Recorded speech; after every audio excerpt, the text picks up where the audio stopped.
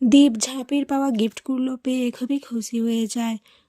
এরপর ঝাঁপি নিজের হাতে দীপকে ঘড়ি পরিয়ে দেয়। রনিদের সমস্ত কিছু দেখে মনে মনে ভাবে, যত খুশি আনন্দ করে নাও ঝাঁপি, আর কয়েক মুহূর্ত, তারপরেই তুমি ওই দীপের মুখ আর কখনো দেখবে না। দীপ নিজেই তোমার মুখ কখনো দেখতে চাইবে না। তোমার মুখ শুধুমাত্র আমি দেখব, এই রনি। তুমি রনিতের হয়ে যাবে সারা জীবনের জন্য। এরপর ঝাঁপি সেই স্যান্টাকে টাকা দিতে গেলে তখনই রনিত ওখান থেকে বেরিয়ে যায়। এরপর ঝাঁপি এসে সেখানে সান্টাকে না দেখতে পেয়ে তাকে কল করলে তখনই ছদ্মবেশে রনিত ফোনটাও করে বলে, ম্যাম, আমার বাইরে একটা ফোন কল এসেছিলো, তাই আমি বাইরে বেরিয়ে চলে এসেছি। আমি আর ভেতরে যাব না, বুঝতেই তো পারছেন অনেক কাজের চাপ রয়েছে, বাচ্চারা অপেক্ষা করছে। আপনি যদি একটু বাইরে বেরিয়ে এসে আমাকে টাকাটা দিয়ে যেতেন। ঝাঁপি বিতানকে বলে বাইরে বেরিয়ে এসে টাকাটা দিতে যায়, কিন্তু সেখানে কাউকে দেখতে না পেয়ে ঝাঁপি অবাক হয়ে যায়। ঝাঁপি বলে কিছু একটা গন্ডগোল রয়েছে, কিন্তু তখনই রনিত পেছন থেকে এসে ঝাঁপিকে অজ্ঞান করে দেয় আর গাড়িতে করে নিয়ে চলে যায়। এদিকে বাড়িতে সবাই খাওয়া দাওয়া করবে বলে রেডি হচ্ছে, কিন্তু তখনই দেখে ঝাঁপি কোথাও নেই। দীপ বলে, এ কি, ঝাঁপি কোথায়? তখনই বিধান বলে, ঝাঁপি তো টাকা দিতে গেছিলো সেই সান্টা ক্লজকে, কিন্তু এখনও আসেনি। এবার সকলে মিলে খোঁজাখুঁজি করে, কিন্তু ঝাঁপিকে কোথাও পায় না। দীপ বাইরে গিয়ে দেখে ঝাঁপির জুতো পড়ে রয়েছে, কিন্তু সেখানে ঝাঁপি কোথাও নেই। দীপ পুলিশ স্টেশনে যায়, সেখানে গিয়ে কমপ্লেন করে, কিন্তু কিছুতেই পুলিশ অফিসার নিতে চায় না। বলে, আপনারা কি দেখেছেন যে কেউ আপনার স্ত্রীকে তুলে নিয়ে গেছে? তাহলে আপনি কি করে ওনার নামে কিডন্যাপিংয়ের চার্জ করছেন? এরই মধ্যে ইনকা আর রনির ওখানে চলে আসে। ইনকাকে ওখানে দেখে দীপ বলে, কি তোমরা এখানে? তোমাদের কে জানালো? তোমাদের তো জানার কথা নয়। ইনকা বলে, আমি আন্টির সাথে কথা বলেছিলাম, আন্টি আমাকে জানিয়েছে।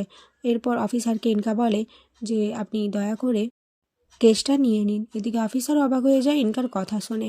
ইনকা দীপের কাছে ভালো হতে চায়। এরপর বাড়িতে ফিরে এসে সকলে মিলে চিন্তা করতে থাকে কিভাবে ঝাঁপিকে উদ্ধার করবে। ঝাঁপি কোথায় রয়েছে তারা কেউই জানে না।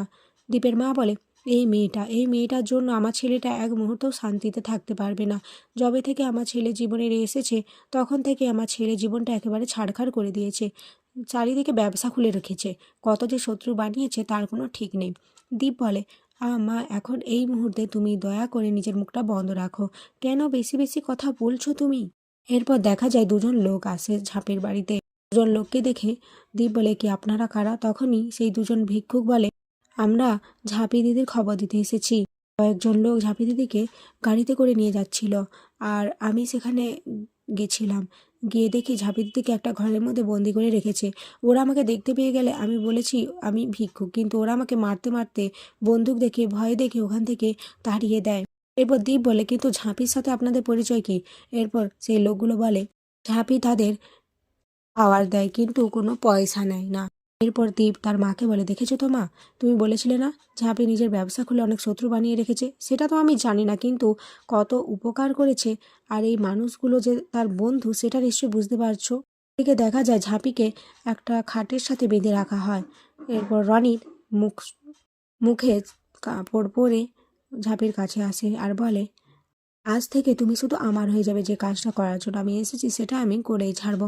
ঝাঁপির জ্ঞান ফিরে আসে। ঝাঁপি বলে, যদি এতই সাহস থাকে তাহলে নিজের মুখ থেকে মাস্কটা খোল। নিজেকে কেন আড়াল করে রেখেছিস আমার থেকে? কিছু না বলে হাসতে থাকে। আগামী পর্বে দেখা যায় দীপ ওখানে চলে আসে আর একে একে সমস্ত গুন্ডাদের মারতে থাকে। রনিদ এই সমস্ত কিছু দেখে ভয় পেয়ে ওখান থেকে পালিয়ে যায়। ঝাঁপিকে উদ্ধার করে দীপ। ঝাঁপি দীপকে জড়িয়ে ধরে বলে, তুমি যদি সঠিক সময়ে না আসতে আমার অনেক বড় সর্বনাশ হয়ে যেত। দীপ ঝাঁপিকে জড়িয়ে ধরে বলে, তোর কিছু হবে না, আমি থাকতে তোর কেউ কোনো ক্ষতি করতে পারবে না ঝাঁপি। এরপর দেখা যায় রনিত ওখানে চলে আসে। রনিতকে দেখে দীপ বলে, এ কি, তুই এখানে কিভাবে এলি? শুধুমাত্র বিতান ছাড়া আর তো কারোর জানার কথা নয় এখানে আমি আছি। রনিত বলে, আসলে আমি ঝাঁপিকে খুঁজছিলাম তো, তাই এখানে চলে এসেছি খুঁজতে খুঁজতে। তখনই ঝাঁপি রনিতের থেকে ফোনটা নিয়ে নেয় আর বলে, এই তো পেয়ে গেছি, তার মানে আসল কালপ্রিট তুমি রনিতদা? এরপর রনিত বলে, দীপ, তোরা কিন্তু আমাকে অপমান করছিস। আর এখানেই আজকের পর্ব শেষ হয়ে যায়।